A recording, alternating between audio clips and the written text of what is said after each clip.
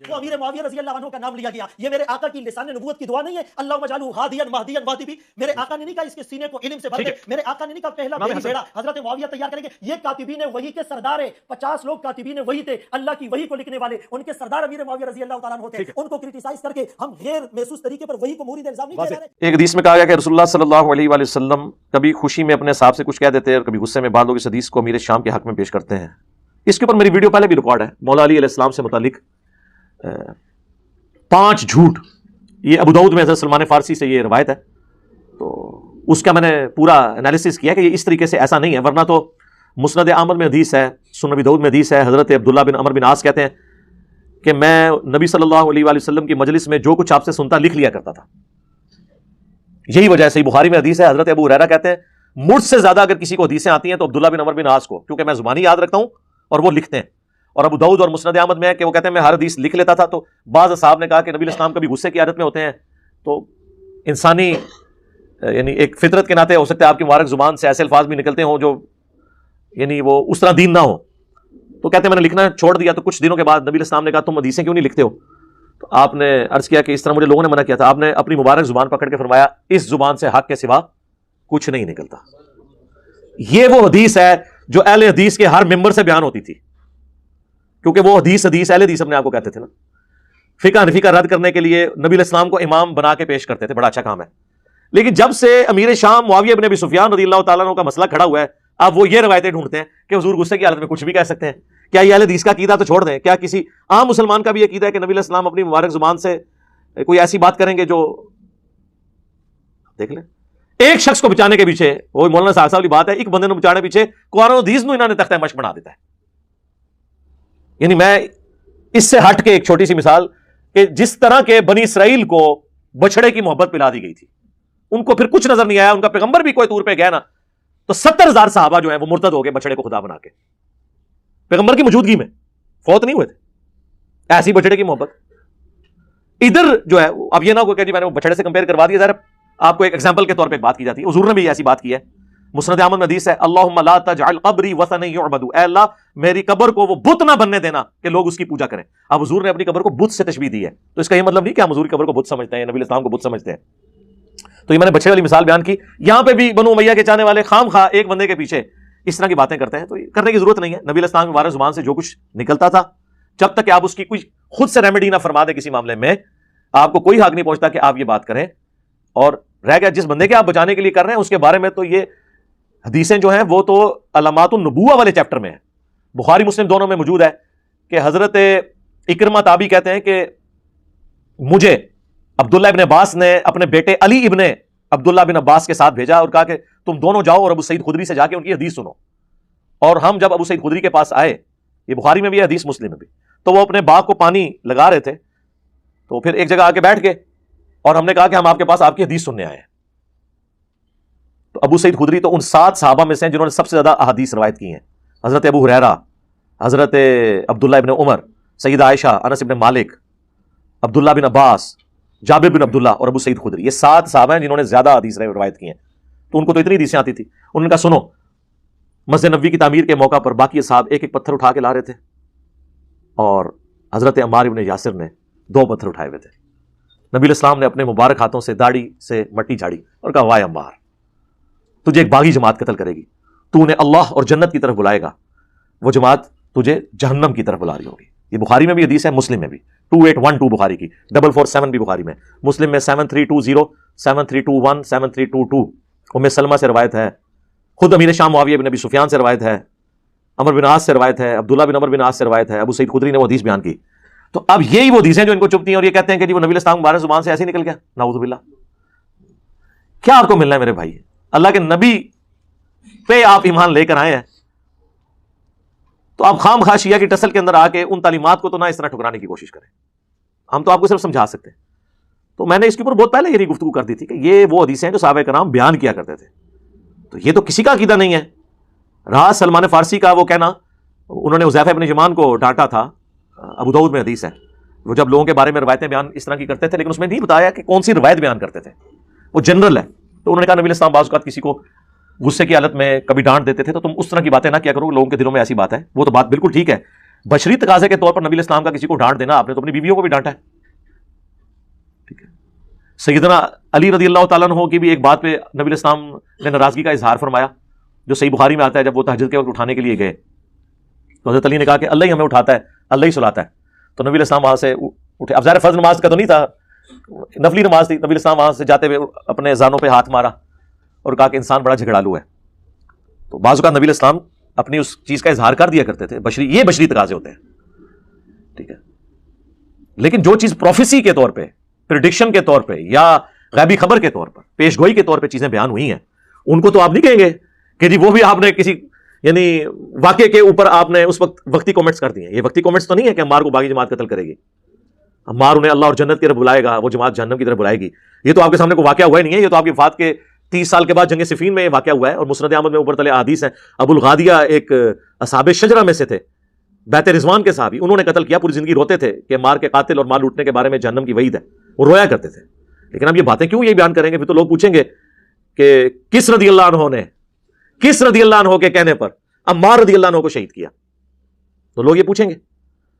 پرانے محدثین میں سے بھی ابن حجر اسقلانی نے کہا کہ نہیں، ابو الغادیہ کو فضیلت کفایت کر جائے گی مسلم شریف والی، کہ جنہوں نے درخت کے نیچے میرے ہاتھ پہ بیعت کی انشاءاللہ انہیں جہنم کی آگ نہیں چھوئے گی. تو شیخ البانی نے اس پہ سلسلہ احادیث صحیحہ میں رد کیا. انہوں نے کہا جنرل رول یہی ہے، لیکن جہاں پہ حکم خاص آ جائے وہاں عام فضیلت اٹھ جاتی ہے. حکم خاص یہی ہے کہ عمار کا قاتل اور مال لوٹنے والا جہنم کی آگ میں، لہذا اس سے باقی فضیلت اٹھ گئی. یہ نیچرل ہے یار. جنرل فضیلت تو یہی ہے نا، والسابقون الاولون من المہاجرین والانصار، اور جنہوں نے احسان کے ساتھ پھر ان کی پیروی کی، مہاجرین و انصار کی جو سبقت لے گئے ایمان لانے میں، رضی اللہ عنہم ورضوا عنہ، اللہ ان سے راضی، وہ اللہ سے راضی. لیکن یہ فضیلت عام ہے. اسپیسیفکلی اگر کوئی شخص باغی ہو گیا تو چاہے وہ سابقون الاولون میں سے تھا، وہ جہنمی ہو گیا. عبید اللہ ہجرت حبشہ میں شامل ہے. ہجرت حبشہ میں چند لوگ شامل ہیں سینئر مسلمان جو سب سے پہلے مسلمان ہوئے. صحابی ام حبیبہ ام المؤمنین، حضرت معاویہ کی بہن اور ہمارے نبی کی بیوی جو بعد میں بنی، ان کا خامن تھا. حبشہ جا کے عیسائی ہو گیا، مرتد ہو کے مر گیا. تو وہ تو سابقون الاولون میں سے تھا، وہ کیوں مرتد ہو گیا؟ مرتے دم تک ایمان پہ قائم نہیں رہا. تو رضی اللہ عنہم وہ نہیں ہوا پھر، حالانکہ وہ سابقون الاولون میں شامل تھا. بخاری مسلم میں ایک کاتب وحی ہے جو نبی علیہ السلام سے، جس نے خود سورہ آل عمران پڑھی تھی اور آپ کی وحی لکھتا تھا، مرتد ہو گیا. آپ نے فرمایا کہ زمین اسے قبول نہیں کرے گی. لاش دفناتے تھے تو زمین باہر پھینک دیتی تھی.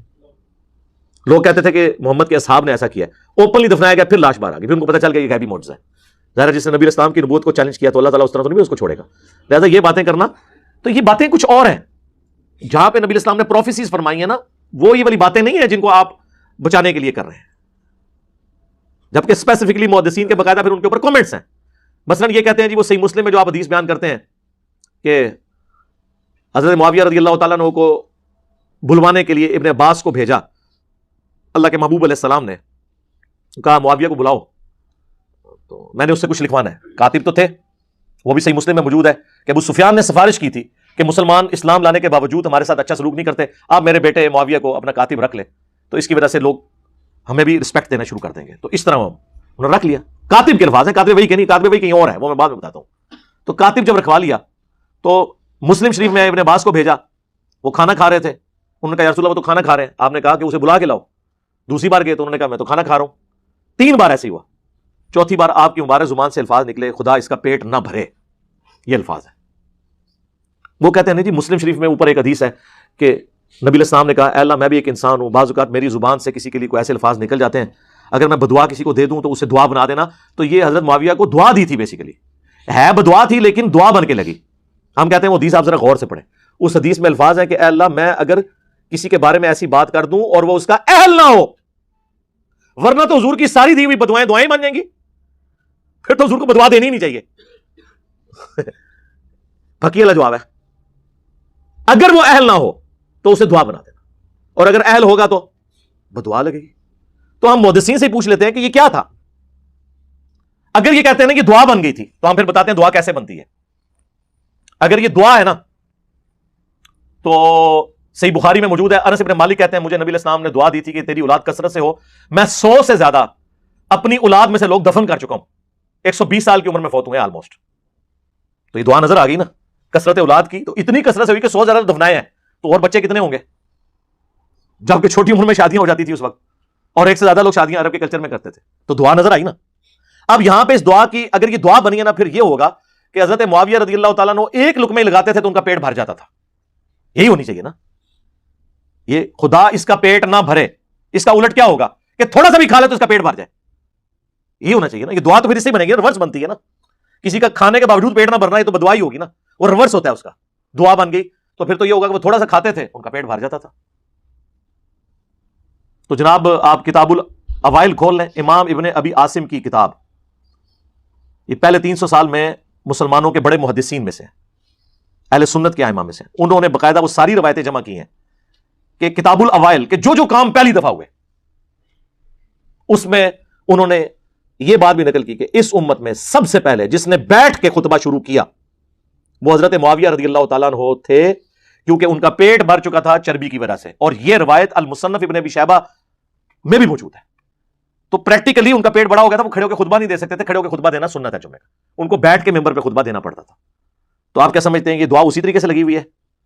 اور پھر یہی حدیث دلائل النبوہ میں ہے، امام بیہقی کی کتاب میں. امام بیہقی نے کتاب لکھی ہے 3500 احادیث پہ مشتمل، دلائل النبوہ.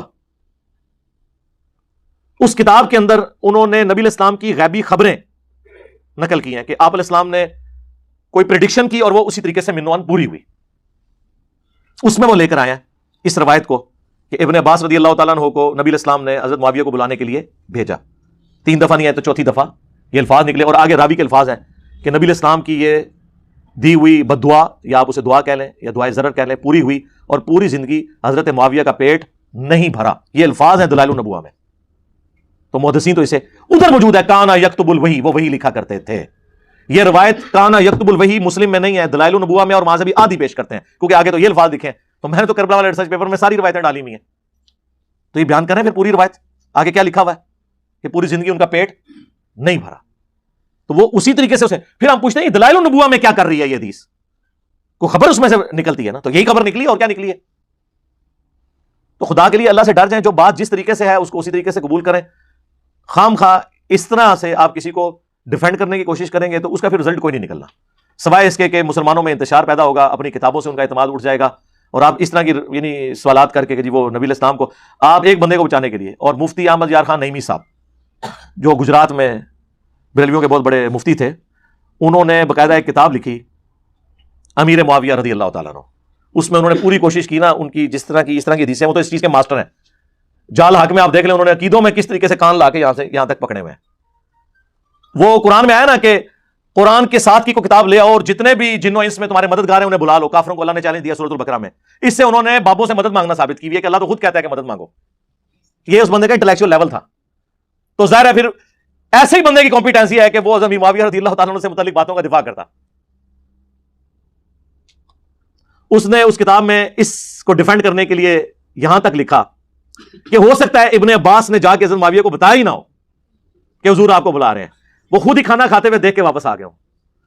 تو میں اس سے کہنا اللہ سے بندے تو آڑا منڈا نہیں سی ہے، حضرت عباس دا منڈا سی تے حضور دا کزن سی، فقیہ صحابی. بخاری مسلم میں آیا کہ سب سے قریب بٹھایا کرتے تھے حضرت عمر ان کو. باقی صحابہ کہتے تھے ہمارے بھی بچے ہیں، ان کا تواڈے بچے تھے، پھر اے بچے بڑا فرق ہے. حضور کی وفات کے وقت صرف 13 سال عمر تھی، لیکن بڑے بڑے صحابہ ان کے سامنے طفل مکتب تھے. ظاہر ہے دعا تھی کہ اللہ ابن عباس کو قرآن کا علم عطا فرما. صحیح بخاری میں نبی الاسلام کی قرآن کے علم کے بارے میں ان کے لیے دعا ہے. تو اس نے کہہ دیا ابن عباس نے، تو اس کا تو مطلب یہ ہے کہ نبی الاسلام نعوذ باللہ بغیر تحقیق کے ہی ابن عباس کی بات پہ اعتبار کر کے تو معاویہ کے بارے میں یہ بات کر دی. یہ تو بات رسول اللہ کے تک چلی جائے گی. تو انہوں نے ایک بندے کو بچانے کے پیچھے یہ کرنا شروع کر دیا. ہمیں کوئی شوق نہیں یقین کریں یہ باتیں کرنے کا، لیکن چونکہ ہماری پوری ڈاکٹرین ختم ہو جاتی ہے اس حوالے سے کہ ہم تو قرآن و سنت کو حجت مانتے ہیں. اب یہ تو نہیں قرآن و سنت میں ہم نے وہی حجت ماننا ہے جو کسی ایک فرقے کو سپورٹ کر رہا ہے. سب کچھ ٹوٹیلٹی میں دین کو لے کے چلنا. صلو علی محمد وآل محمد، اللہم صلی علی محمد وعلی آل محمد واصحاب محمد اجمعین الی یوم الدین، آمین.